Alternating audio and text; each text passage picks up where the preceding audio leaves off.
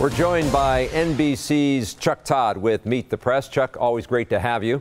Want to focus on the U.S. Senate race here in Wisconsin, the GOP primary. We have Leah Vukmir, who's pretty much been backed by the entire Republican Party, except Governor Walker has not endorsed, against a businessman, Kevin Nicholson. Want to get your thoughts on whether or not an endorsement from the president would matter in this primary. Endorsements, here's what I can tell you, Charles. As endorsements from the president matter a lot in a primary. They don't matter if the president himself doesn't do it. You can't sort of phony cozy up. This is one thing we've watched, okay? If you look, we have a track record now. We've watched Republican candidates in primaries try to look like they've been Trump endorsed when he didn't actually do it, and they have lost. They have failed.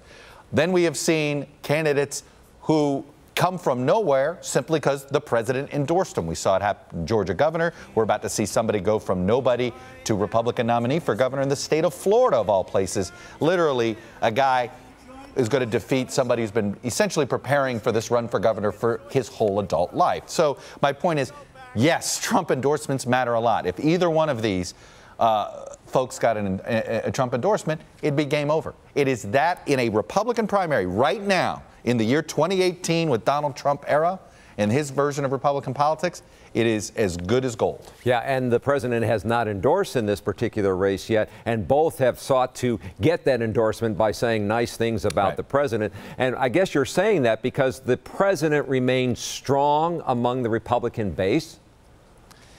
He remains. It's a fascinating thing we're watching here, Charles, is that while the president's numbers are getting worse with sort of the center of the country's electorate, right, from center left to center right, among his diehard supporters, in some ways he's actually getting more popular among them.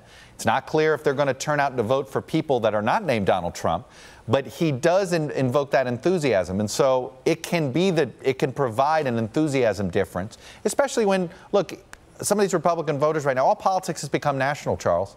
Tip O'Neill, may he rest in peace. Right. It doesn't work anymore. All politics is not local in the Republican Party anymore.